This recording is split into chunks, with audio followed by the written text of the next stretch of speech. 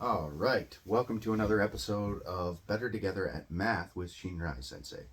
Today we are going to cover a very basic concept in geometry. I know that our previous lesson we were talking about algebra, but I'm just kind of generally hitting subjects. I'm not going through like a specific lesson plan to build to a specific goal, right? I'm just kind of generally hitting topics, and you guys can let me know if you need me to elaborate further on specific topics, right? So, today we're going to go over one basic concept in geometry that is very important to understanding the nature and relationships of shapes to each other, right? And mostly the shapes and their relationships to circles, their relationships to all other shapes, and especially circles' relationships to triangles, right? So, the most important piece of information I already have written on the board, as you can read, it is all shapes' interior angles add up to 360 degrees. Now, I'm pausing because I was expecting there's probably somebody that was going to just listen to that and go, well, no, obviously there's one shape that doesn't, and that one shape is the triangle. All those shapes, every shape you can imagine, every single shape that you can ever think of, no matter how many sides you can imagine that shape having, a dodecahedron, a pentagon, a hexagon, an octagon, you can have every shape imaginable. All their angles are going to add up to 360 degrees when you add all the interior angles up, right? Except one. And that's the triangle. Now, triangles always equal 180 degrees. Now, that is mostly because triangles have a very intensive relationship with circles. Every other shape, there's no real relationship other than the fact that they all share the same interior, the same interior, pardon me, I'm having trouble thinking of the word, the same interior angle addition as a circle, right? Every single shape has the same interior angles total as a circle. A circle is 360 degrees. Well, every single angle that you will get in a pentagon will add up to 360 degrees. Every single angle that you will get in a square adds up to 360 degrees. Every single angle that you can get in an octagon, and so on and so forth. Every shape that you can think of will add up to 360 degrees inside, except for a triangle. And that's because triangles are one side of a triangle at all times is the radius of a circle. It's not just right triangles, okay?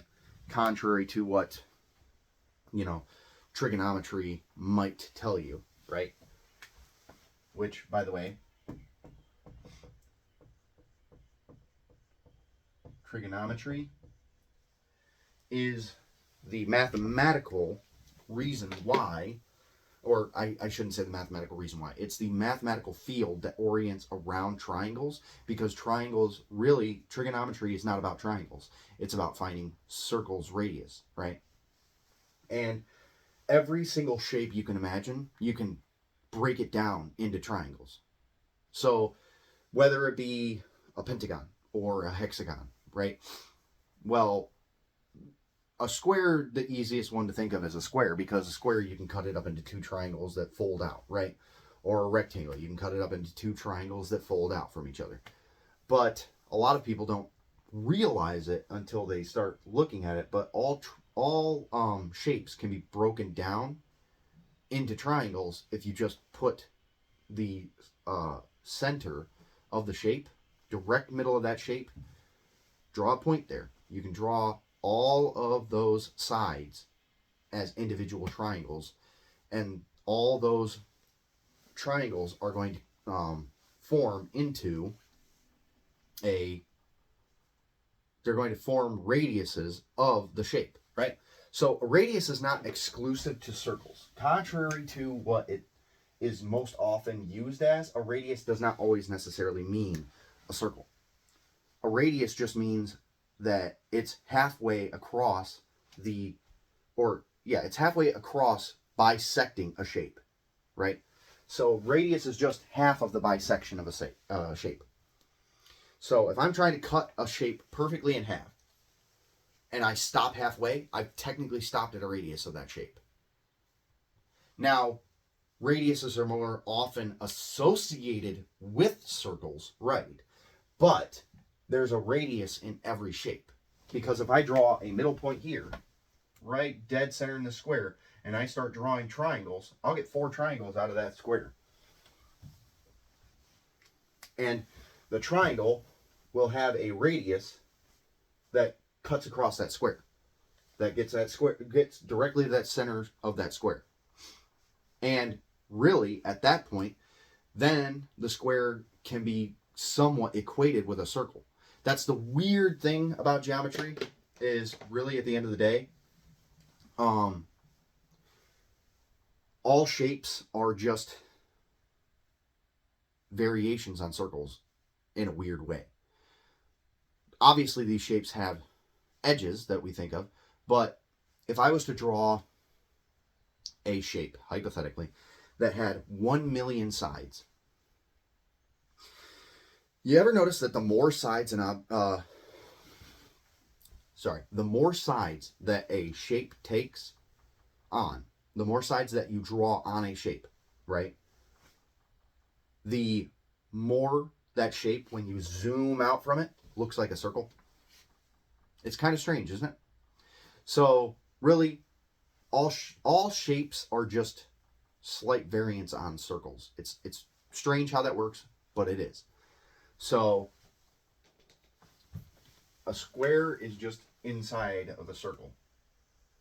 It's just the interior of a circle minus some of the area, right?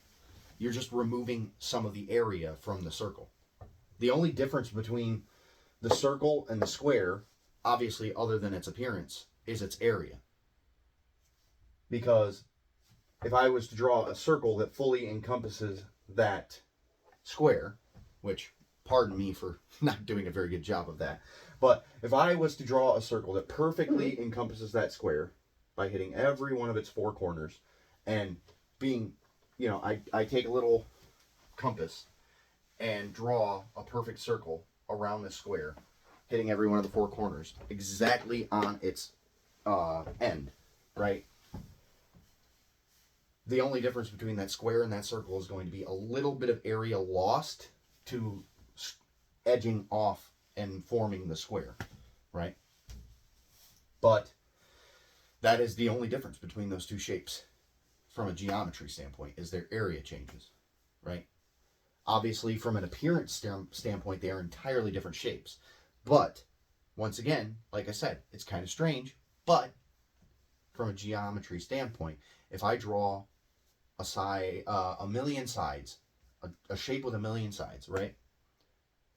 It's going to be fascinating, because if I zoom out, I make all those, I figure out exactly how much of an angle, right?